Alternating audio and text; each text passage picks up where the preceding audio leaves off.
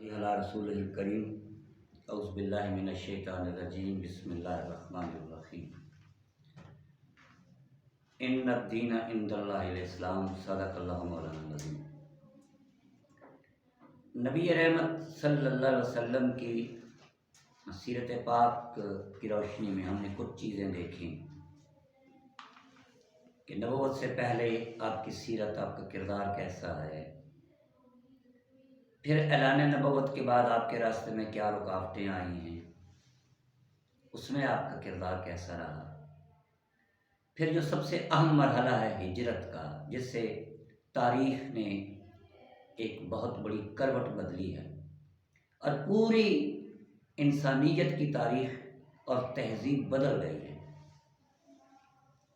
اس کے بعد جب حضور مدینہ پہنچے تو آپ نے نئی اسلامی ریاست میں کیا کام کیا، کیسے کیا، یہ ہمارے لیے سب سے زیادہ اہمیت کا حامل ہے، کیونکہ اسے جان کر، اس کی پیروی کر کے ہم اپنے مسائل حل کر سکتے ہیں۔ ذرا غور کریں، وہ چھوٹی سی اسلامی ریاست جو مدینہ میں قائم ہوئی، اس مدینہ میں ایک تو مسلمان ہیں جس میں 3 گروہ ہیں، ایک مہاجرین ہیں اور پھر انصار مدینہ میں اوس اور خزرج 2 قبیلے ہیں۔ اس کے بعد اس میں یہودیوں کے 3 بڑے قبیلے ہیں اور باقی جو قبائل ہیں باہر، ان میں بھی کچھ یہودی موجود ہیں۔ پھر مدینہ کے باہر مشرکین کے مختلف قبائل ہیں۔ اب مدینہ پہنچنے کے بعد جو سب سے پہلا کام حضور نے کیا وہ کیا ہے کہ بھئی مدینہ ایک محفوظ جگہ بن جائے، اس کا دفاع ضروری ہے، کیونکہ آپ جانتے تھے کہ قریش مکہ ہمیں یہاں سکون سے نہیں رہنے دیں گے اور فوراً ہی ہجرت کے بعد اس طرح کے واقعات ہمیں ملتے ہیں۔ تو دفاع کیا جائے مدینہ کا اور مدینہ کے اندر امن ہو۔ یہ 2 بہت عام چیزیں ہیں جنہیں حاصل کیا حضور نے۔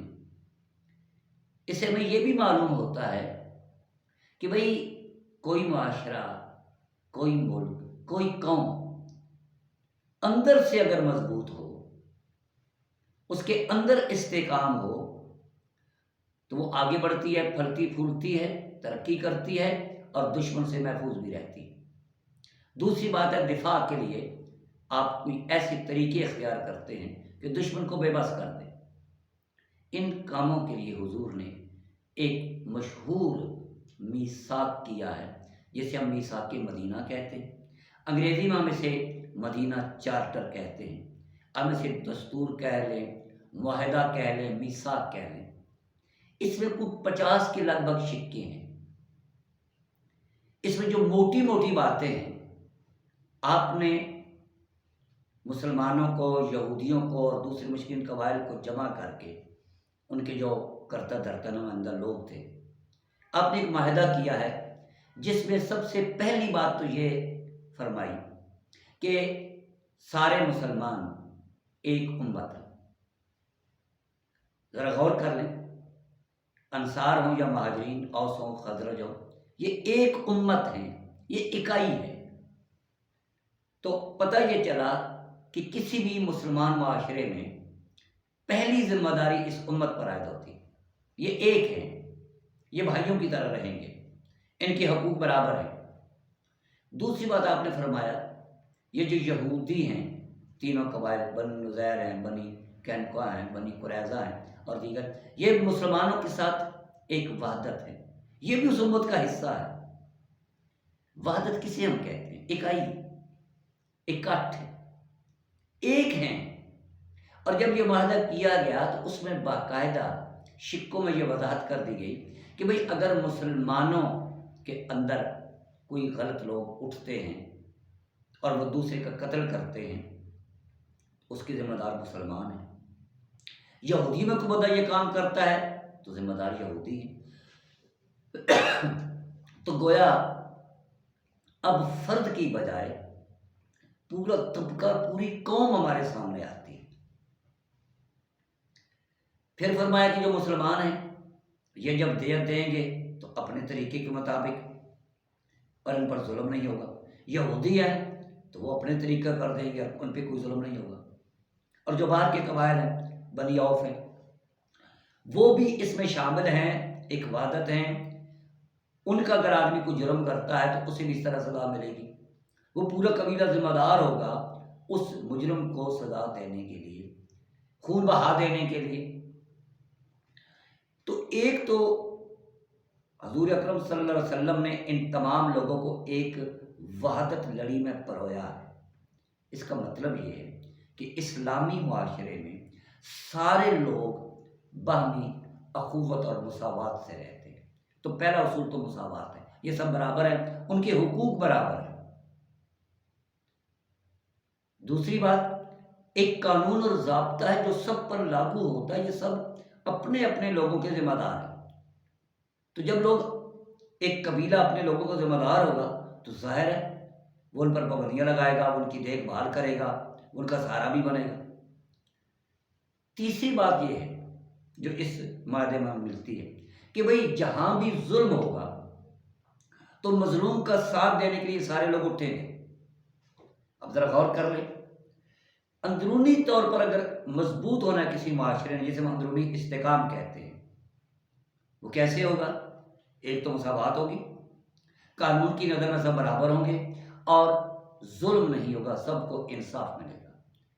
ایک مقصد اب حاصل ہو گیا کہ بھئی اس معاشرے میں ظلم نہیں چل سکتا، وہ کوئی بھی کرے، لوگ اسے روکیں گے، اس کے خلاف اٹھیں گے۔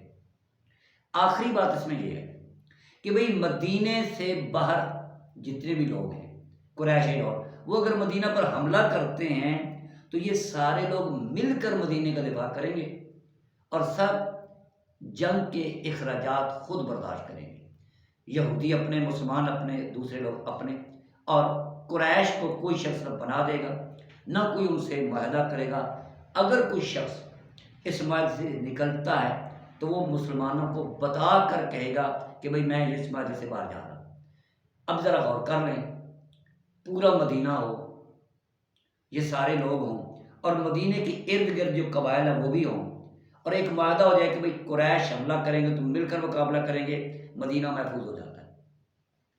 تو دفاع کے لیے ضروری ہے کہ لوگوں کے دل جڑے ہوں، لوگ ایک قانون، ایک ضابطے کے تحت رہتے ہوں، لوگوں میں احساس ذمہ داری ہو، وہ سارے لوگ ایک سطح پر برابر ہوں قانون کی نظر میں، سب کے لیے احترام ہو۔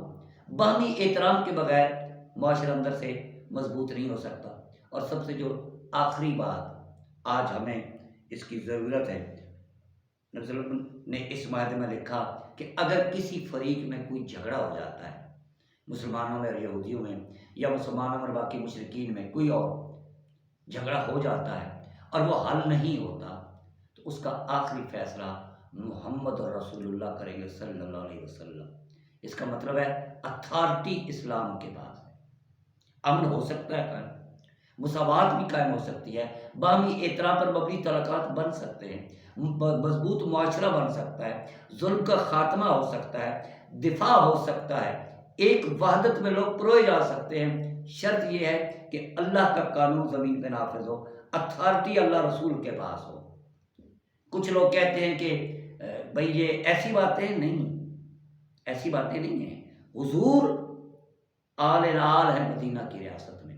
آج بھی اگر اسلامی نظام کے تحت سارے مذاہب کے لوگ، ساری نسلوں کے لوگ، سارے رنگوں کے لوگ مل کر ایک وحدت بن کر رہیں، ہر آدمی کو احترام ملے، ہر بندے کو آزادی ملے، مساوات ملے، انصاف ملے، اور سب تہیہ کر لیں کہ ہم اس معاشرے کے تحفظ کے لیے ایک ہیں، تو امن قائم ہو سکتا ہے اور بیرونی دشمنوں کی ساری کوششوں کو ناکام بنایا جا سکتا ہے۔ یہ پہلا دستوری معاہدہ ہے پوری انسانی تاریخ میں۔ لوگ حضور کو خراج عقیدت پیش کرتے ہیں، اور کرنی چاہیے کہ رسول سے زیادہ کون بصیرت کا مالک ہو سکتا ہے۔ آج بھی حضور کا وہ میثاق ہمیں امن، انصاف اور دفاع کے بارے میں پورا لائحہ عمل دیتا ہے۔ شرط خلوص ہے، ایمان ہے، اخلاص ہے۔ اللہم صلی علی سیدنا و مولانا محمد وعلی آلہ و صحبہ اجمعین۔